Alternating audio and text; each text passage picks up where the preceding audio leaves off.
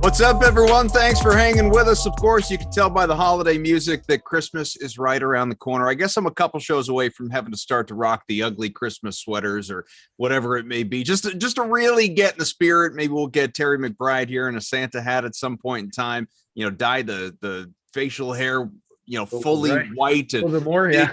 Add a big beard to it, whatever it takes, man, because we're here to help the people try and fill up their stockings with cash, cold hard cash. This is the No House Advantage NBA strategy show. How are you, man? Doing good, man. Doing good. It's definitely getting into Santa shape. If Christmas ends up anything like Thanksgiving, I might fit that uniform pretty well this come this year. But yeah, looking forward to Christmas. Going down to my parents' house for the weekend at least. We'll see how long I end up staying there. Going to do some shows from down there. Should be a good time. But yeah, looking forward to that. And yeah, let's make the people some money today. Let's go through some of these picks. I'm still eating Halloween candy that my kids don't even realize I've secured at this point in time. So nice. That's I hear you with the Santa shape. The important thing is that we remain jolly, obviously. That's right. We thank everyone for being here with us. NBA, among other sports. I mean, the NHL has paused. The NFL is doing everything it possibly can to not do that, despite having, I don't know, north of 100 guys enter COVID protocols just since the start of this month. And of course, the NBA, it's right there in line with everything else. It's a total disaster right now. It feels like every 20 minutes we're getting a notification from Woj, from Shams, from whomever it may be, that so-and-so, Fred VanVleet, one of the noteworthy ones today, has entered COVID protocols. So, we'll see. What I can tell you is that we've already got the Wizards-Nets game for tonight postponed. That leaves us with a handful of others: Pacers-Heat, Pistons-Knicks, Trailblazers-Pelicans, Timberwolves-Mavericks, and Suns-Lakers, provided, of course, that nothing else should happen to sideline one of these games. Hopefully not here on a day of. Adam Silver, the commissioner, telling ESPN a little while ago that the league is not shutting down. It's not pausing. This is just something we're all going to have to learn to live with, which tends to be the sentiment of society, I think, at this point, Terry. So, where do you want to begin as far as, NHA and what stands out to you here? Yeah, I mean, it's always, worth mentioning that the way we look at this when we're talking about these picks is we go up to our NHA page where we lay out all these different props. And you can do that from the betting page. You can do that from the NHA page directly. It's easier when it's just right on the same page because the lines can be variable. So we give you the line and we give you Alex's projection right next to that. And then we provide the percentage win rate for the over and the percentage win rate for the under. If you sit there with that tool and you can't put together at least a viable lineup card for this kind of a tournament, there's something wrong with you, because it's just idiot proof. It really is. But to put it bluntly, it's so easy when you've got this stuff laid out. And then it's just a matter of parsing through the different choices, figuring out where you want to rank them on your lineup card. And it's almost plug and play. You can use each guy once. So you go to one of the top picks, use it once, because frequently there's if a guy's assist rate is going to be low, then his points plus assists is probably going to be a solid track to the under as well. So you want to choose between those, and you just go down a few guys there, look over to the other column for the overs, a few guys there, and you've got your card built. It could not be easier. It's a great site to make money on. Do us a solid if you're watching along. Hit the like, hit the subscribe button here on the Awesemo YouTube page. If you're watching there, you can get in the comments, get in the chat with any questions. We're happy to help you out, give you any sort of advice. Here with you for the better part of a half hour. And of course, if you're watching on Twitter through our feed right there, you can ask questions there as well. Terry and I, or producer Tyler, one of us will get things out to the world and answered for you and help you out as best we can. We won't go game by game as we would in maybe some other types of shows. We'll just kind of bounce around, look at some of obviously the best plays for tonight that you should have an eye on. And I do think it makes sense though to start in at least some way here, Terry, with the last game of the night. Begins at 10:30 Eastern time. We're still 7 hours away from lineups locking for that game and projections and whatnot. So a lot can change between then and where we are right now, obviously. But Suns at the Lakers, 10 p.m. actually, I should say, not 10:30. Expected to have a lot of points, almost 225 the over-under for that game right now. And this is a Lakers team in particular that certainly shorthanded, whether it's injuries or COVID-related absences at the moment. It's a team that's lost its last two. LeBron James is expected to play, probable with the abdominal injury. We know Anthony Davis is not going to be out there. We expect Russell Westbrook is going to be out there. Some of the other names, just to mention them: Bazemore, Monk, Bradley, Nunn, Those guys are not going to be out there. Trevor Ariza is probable to play. So when you're looking at Russell Westbrook in particular and some of the unders, we were talking about this just before we came on. His assists sitting right now at 13 and a half. He's almost 100% locked to hit the under based on Alex's projections right now. Points, rebounds, assists, under, rebounds, under, points and assists, under. I mean, you get the theme here, obviously. Are you buying into it?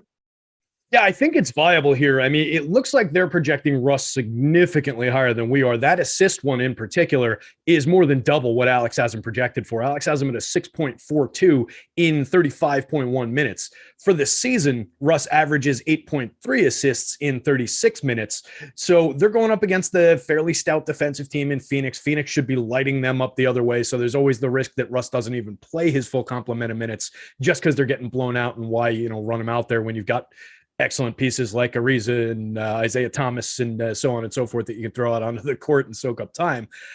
Taking away a major piece for him for potential assists in AD as well. AD, a very high usage guy on his own, does a lot without having anybody assist at all, but also is a piece that Russ can, put together plays with and put together assists from. So I think taking a piece away, playing alongside a ball dominant guy like LeBron, plus some other, guys who are going to be soaking up some of the usage and not necessarily getting it all directly from Westbrook, I think that's a very targetable assists mark. And I agree with the other ones by the same token. Like the 53.5 PRA is pretty high. That's a 99+ percenter for us as well. We've got him at 33.38. I think that's pretty reasonable. He's averaging 19.5, 7.7, and 8.3. Say again? That doesn't seem low to you. I mean, I'm not saying he's going to jump all the way up to 53.5, but coming in at less than 35 when, again, Anthony Davis is not out there. It's just the thing that always strikes me about the Lakers, not to cut you off before. Yeah, no, go ahead, please. I need to be cut off sometimes. Look, LeBron's LeBron. We know that. And I will be the first to tell you. I mean, I've been saying it every time I'm doing an NBA show throughout the season, going back to the offseason. I don't like the mix of this team. I will be right there at the front of the line of if LeBron, if AD, then forget Russ. Russ is not going to deliver when all three are out there on the floor, but he tends to have bigger games, obviously, when one of those other guys, one of those other superstars, the trifecta, when they're unavailable. So we know Anthony Davis is not going to be out there. It actually, I don't know, to me sets up well as a Russell Westbrook night, not to go nuts, not to go absolutely ham and get you, 14 assists and hit that over. But I don't think he's going to be sitting around 35 PRA. So for the season, his average in 36 minutes is 35.5 PRA, 19.5 points, 7.7 rebounds, 8.3 assists. But that so accounts, it's not that, that accounts. That's everybody. So yeah, that's all situations, AD out there and all of that. But, again, going up against a pretty stout defensive team with that list of teammates that you read off in the rotation alongside him, outside of LeBron James, I don't think anybody wants to be playing with any of those guys in 2021. So, maybe that was a good team in 2015 and probably not even. So I think it's fair. And the thing that I like most about it is, let's say he does exceed it by, 10, by 15. Yep. He's still falling short of that 53.5. That's just a monster line. So maybe it's not a 99.7 like we've got it projected at, but if it's an 85, if it's an 82, I think that's good enough to make a card in a lot of cases.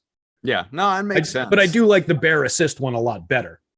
If I'm choosing between the two, I'm going to the assist one every time. Sure, absolutely. I'd be curious to know, without, sitting here and actually doing the research in show, and because we're not going to do that, but, what those numbers look like for him when one of those other two guys is not available, one of those other games. But staying in that same game, I mentioned Trevor Ariza again. He is probable to play in this one. He's another guy. It's just living in under territory based on our projections right here. You can look at him. PRA is 20.5 is what the line is. Alex hasn't coming in at half that. I mean, that is 100% on that line.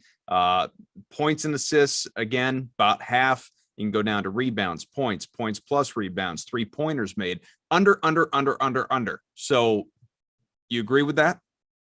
Yeah, I think that one is going to be pretty fair on target as well. I was just looking in Wowie real quick. I had Wowie set up in the other window, but I wasn't on the Lakers, so it took a sec.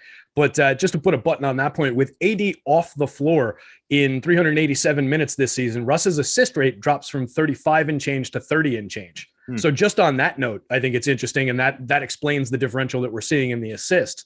His usage is at 28.8 with no AD. With AD on, it is at a blank gray bar.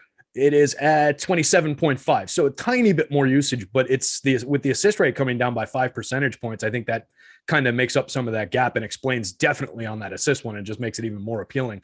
But yeah, Ariza, he's been back for one game. He gave us 3 points, 1 rebound, and 2 assists in 15.2 minutes the last time out. So I think the expectation of him getting 6.5 rebounds is, pretty exorbitant. Alex has him projected at 3.3. We've got him projected at 16.1 minutes. So essentially around the same amount of run that he got the last time. If he sees a few more minutes, does he have a shot to crack through some of these? Yes, but I don't know which one necessarily would be the one to lose the most. Like 13.5 points plus assists. We've got him projected at 6. Is he going to double that? He'd have to get there on points in my mind. I don't think he's going to rack up a ton more assists if he plays 5 extra minutes. So I think the scoring based one is the most likely to slip if we see him play many more minutes than we're projecting. But I think you're still pretty safe on most of these. So I would be looking into probably the rebounds one that we've got sitting at a 98.4, basically double the rebounds we've got him projected for. So even if he doubles his minutes, I think we're basically safe on that one. A former Suns top 5 pick who obviously has bounced around the league and certainly has not lived up to his potential. Josh Jackson is sitting right there in the company of Westbrook and the company of Ariza as just living in under territory for the Pistons. Now, as we know, they don't have Kelly Olynyk. He's hurt. They don't have Jeremy Grant. He's hurt and in COVID protocols. So not great, kind of a double situation there, taking on the Knicks at MSG, worst team in the NBA right now at 5-24, Detroit. Josh Jackson's coming in. Points and assists, PRA. You could look at points and rebounds, just rebounds. Again, just a litany of categories. He's basically 100% between like 98 and 100% unders across the board. Yeah, the one thing I question on that one is what kind of minutes we're getting. He's missed the last 3, played 12, played 15, the 2 games before he went out. We've got him projected with really, really minimal minutes. And if he doesn't take the court, we lose that one, right? So that's the one concern. 3.4 minute projection is obviously keeping him very, very low on our board here. I think the points plus rebounds at 13.5 is certainly reasonable. Even if he goes 12 minutes, does he necessarily get to that mark? I wouldn't necessarily expect it. In 17.8 minutes for the season, he's averaging 7.9 points plus assists in 17.8 minutes. So we're still basically only halfway there. If he quintuples the minutes projection we've got on him. So I'm comfortable with taking those. My one question mark would be whether or not he even takes the court. So that's the only real concern there. Then there's the other question, of course, of whether this Pistons team could beat the list of players who are, well, at this point, game time decisions, I guess, for the Knicks. But could this Pistons team beat RJ Barrett, Quentin Grimes, Kevin Knox, Obi Toppin, and one random player? Let's say Nerlens Noel. I don't know that they could. I doubt it. Look at the sample size throughout this year. Yeah, that is not a very good Pistons team, and that's, well, outside of Kevin Knox, I'm at least I've got reasonable expectations for the rest of those players. But yeah, I think the Josh Jackson ones, if you get him on the court, that's the key factor here. I think other than that, we're pretty golden with all of these. Most of those guys you just mentioned for the Knicks, obviously, whether it's Quickly, Knox, Grimes, Barrett, Toppin, McBride, different McBride, no relation to you as far as I know. These guys, have all been dealing with COVID protocols. Some of them are still there. And like you said, some game time decisions for tonight. And it's, very similar situation. Again, injuries, illness, everything that we just have to examine across the league right now and multiple leagues at that the Heat are dealing with. They're taking on the Pacers. That game is in Miami. Tyler Hero probable, PJ Tucker, Victor Oladipo, Jimmy Butler, Bam Adebayo, Caleb Martin, Markieff Morris among the guys that are expected to be out tonight, at least last I looked. I don't know if you're seeing different information for any of those guys. Completely bonkers. It's everybody. Yeah, it's nuts. And so, again, you look at going back to no house advantage, Kyle Lowry is sitting in a bunch of different under categories, whether it's rebounds, points and rebounds, points, Duncan Robinson, obviously, PRA is listed here, points and assists as well, points, anywhere between low 80s, like 84%, all the way up to mid 90s in the case of Lowry, and rebounds as far as unders. Again, these are predicted probable unders based on where the lines are right now. How are you attempting to target this Miami game? Yeah, I think there's definitely some ones you can hunt around for, particularly if we get Tyler Hero back in confirmed. I think that definitely makes the Duncan Robinson PRA one particularly appealing. It's at 25.5 right now. We've got Dunk projected for a 19.2, and that's in a 31-minute projection. In his season average of 28.5 minutes, he's putting up a 16.1 PRA. So we've got him projected fairly high right now, and he's still falling, 6 and change points short of that, or 6 and change, PRA aggregate short of that. So I think particularly when we get that Hero locked in news, and we got him upgraded to probable during the day, I wrote about him in my optimal lineups column. I think he's a nice piece tonight across the industry, but I definitely think he would have that diminishing effect on a guy like Robinson here. I think he would have a bit of a diminishing effect on the Kyle Lowry rebounds. That one makes some sense to me too. We've got Lowry projected for 36 plus minutes and only a 4.62 rebound projection. He averages 4.4 on the season in 34 and change minutes. So even with the additional 2 minutes, we're not giving him that much credit for additional rebounds, let alone 3 additional rebounds. So I think that one's pretty fair. Maybe just on the idea that he's going to be out there for so long, it's maybe not quite a 96%er in my head, but if it's mathing out on that with Alex's projection, I'm comfortable going with it. I would maybe bump that down a peg or two if I was just building the card and somebody said, you have to use this one. Maybe I knock that down a couple confidence slots just on the off chance that Lowry, the rebounds are a little bit fickle sometimes. And if he's going to be out there for that much time, there's the possibility, but I'm confident in that one as well. We've been really living in under territory, obviously. How about the overs? Who jumps out at you? Who do you like tonight and what categories? Yeah, the overs are so much more fun, aren't they? We've got let's see what we've got here. Nice to cheer for a guy as opposed to against him, right? Yeah, exactly. It just makes it's more enjoyable to watch the game. You don't have to panic every time somebody makes a shot and think like, all right, 3 more of those. We've got 3 quarters left to play. I'm in trouble here. Like you can kind of enjoy the ride and the sweat and everything a little bit more instead of the reverse sweat. I like trending toward winning something rather than trending toward losing something. But one that stands out at the top of the board, I think is pretty obvious. Jalen Brunson, the assist mark, 4.5 assists. Luka out. Jalen Brunson does everything well. We've got him projected for 6.7, so we've got him projected well over that 34.7 minute night in 29.8 minutes in under normal circumstances. So including games that he's played with Luka also in, he's averaging 5.2 assists. So his normal season average is above this by more than half an assist. That's kind of a no-brainer. I'm surprised it's only 91% with the additional responsibilities on the court. Yeah, looking at it, I'm just checking out Dallas here again, home against Minnesota, as you were talking about. So there's no Luka, there's no Kleber, Green, Bullock, Cauley-Stein. Kristaps Porzingis is expected to play. He's questionable technically with the foot injury, but hopefully he'll be out there. So yeah, Brunson obviously sets up to be in a really good spot. Some of the other guys too, you get kind of closer percentages here. We were talking about some of the Lakers before and the situation concerning the bigs. JaVale McGee. Points and rebounds, both looking pretty good as far as overs go. Let me see. Points as well. You can go down to about 70%. The point 6.5 projected for about 9 right now. We've got him rebounds 4.5 to 7. To me, that should be a lock. 4.5 rebounds is a joke for JaVale McGee. That should be no problem at all. Points and rebounds. About 16 is our projection. We've got the line at not even 11. Again, both pretty comfortable spots, I would think. I love that rebounding one on JaVale. We've only got him projected at 15.4 minutes. It's not like we're saying he's going to go out there and get starters minutes or anything.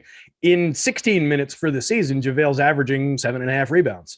That, by my math, is 3 rebounds more than we need in basically the amount of time that we're projecting him to play.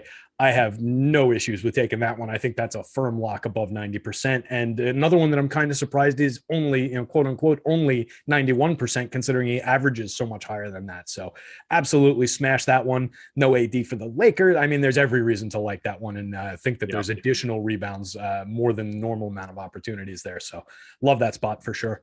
Well, we got some of those top heavy names. People can see it if you're watching. Obviously, we've already run down, the likes of Westbrook and Lowry and Brunson and McGee as well. Where do you want to go next? As you can continue to go down this board here? I tell you what, it looks like it's an unders day. I mean, those two are in the 90s on the overside, and then we drop all the way to an 83.6 probability on a guy that I do like today, Josh Hart, on his points plus assists. I'm just looking for where his PRA is. The PRA drops another 5 and change percentage points down to 78% likely. I like both of those. I guess I would take the points plus assists instead of the PRA, just make it a little easier there. 12.5 is the line. We've got him projected comfortably over that at a 17.09, 34.5 minute projection. In 31.5 minutes, his points plus assists for the season, his average is 15.6. So he is averaging 3 and change over the what the target is here. So I think we're pretty comfortable barring disaster, and we're projecting him for more minutes than his average. So I like the points plus assists on Hart, but I think it makes sense to probably flip back to the over as much as it might not be fun. We've got a lot more in the high 80s and the 90s on the under. You could look at the Carmelo Anthony points. Does anybody really think Melo's going to go out there and score 18 points tonight? It could happen, but it's not what he's necessarily been doing. 27 and change minutes for the season, averaging 13.5. We've got him projected for a 25-minute night tonight and an 11.7 real-life point projection. So you could go that route. We talked about some of the Heat plays here.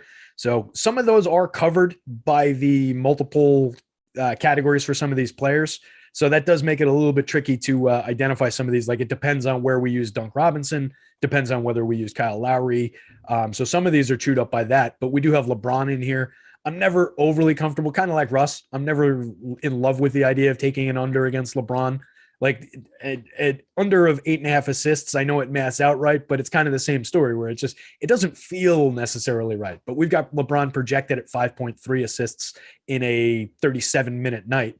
LeBron's averaging 6.8 assists in 37.2 minutes. So I think it's pretty on target, and I would imagine that his assist share probably comes down a little bit as well with AD off the floor. So just a situation where the opportunity maths out correctly, and it's probably worth taking. So there's a lot of appealing unders today.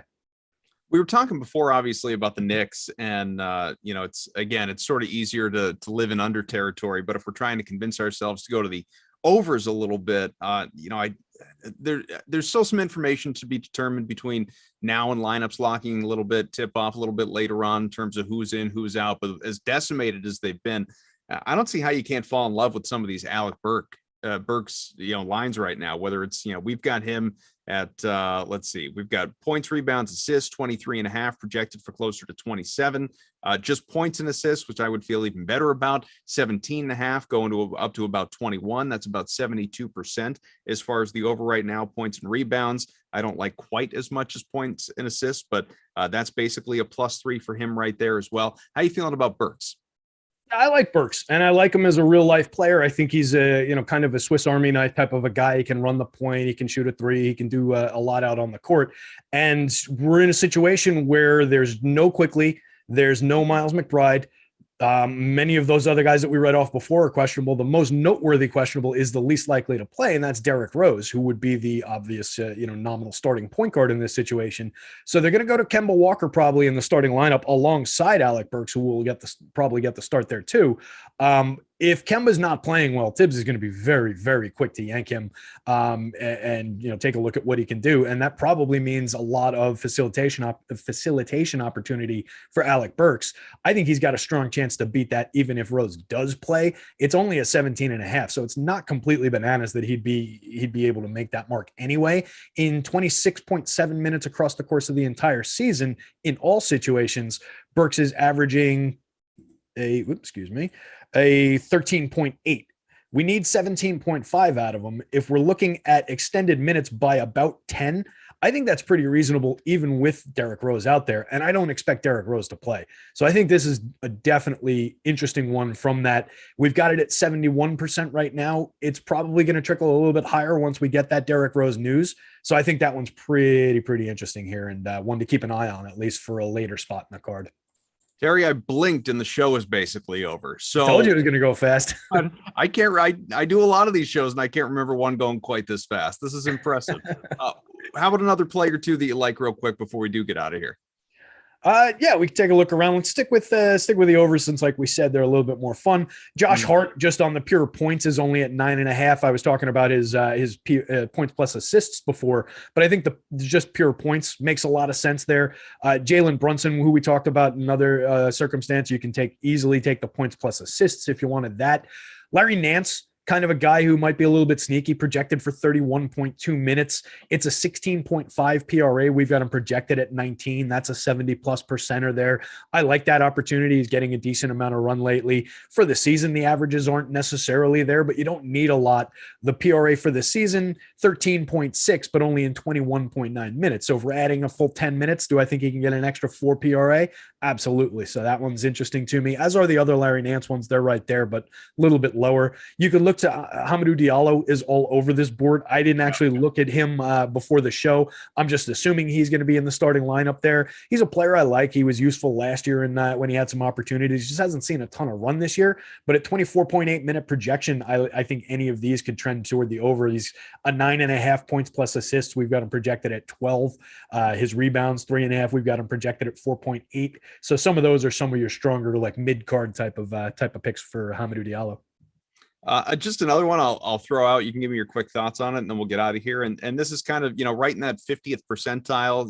It's hugging the line. But Damian Lillard, 3-pointers made, 3.5's the line. We've got him projected for actually, 3 and change, a little bit under the 3.5 line, 3.4. Nevertheless, the way he's shooting the ball lately, and the fact that you don't have McCollum, I like the over a lot there. I never have issues taking Dame Lillard to match overs. Let me see if I can. Why is this not? Because I'm sorting by the team column here by accident. I'm just trying to pull up his makes and attempts per game here.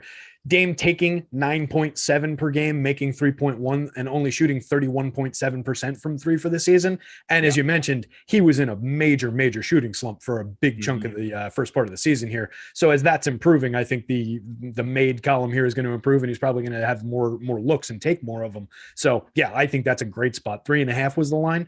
He's 3.5. Yeah, and I just pulled it up too. His last 4 games, first off, he's taken between 9 and 16 per. And since McCollum's been down, and it's ridiculous. And he's hit an average of 4.5 per this month. That's all you need to know about that one. I like that one. It sounds like we might have it a little shade low. We might be projecting it off of the yearly numbers rather than the recent history. So definitely, given that amount of opportunities, even just for him to make 3.5 is pretty easy to call. And if you want to call that instead of a coin flip, maybe that's in the 60% range, and you put it toward the back of a card. I like that one. All the more reason to take advantage, folks. No house advantage, you might say. Coming up at 4:30, half hour from now, it'll be NFL Live Before Lock. That's right. On a Tuesday, you got an hour-long show. Eitan will be along with Neil. You got 2 games to look at tonight. The only thing, Terry, that sucks about this Tuesday night doubleheader is these games are going head-to-head. We don't have them staggered the way we did last night. So everyone will be watching the Seahawks and the Rams, unless, of course, you just happen to be a fan of those other 2 teams, in which case, I would think that's the choice, right? Yeah, pick your poison at that point. NBA deeper dive for later on to talk more about what we've been getting into already. Starting at 5:30 tonight, it'll be Laffy and Bearded Adam, and then you will have, we got Lindquist. Eric's coming along with Greg at 6:30 for NBA Live Before Lock. That'll be an hour-and-a-half show a little bit later on tonight, and then that'll be it for your Awesemo YouTube day. So we appreciate you hanging out here with us, Tyler, for just guiding the ship, producing as he always does, and Terry, thanks for letting me jump in here with you, man. This was fun. Good time. Good blast, man. Yeah, anytime you want to nudge Eitan out of the way, feel free, man. It's I enjoy doing the shows with him. I enjoy doing the shows with you. So anytime we could do a 3-man, we could have 2 hosts and 1 analyst, whatever you want to do, man. Anytime.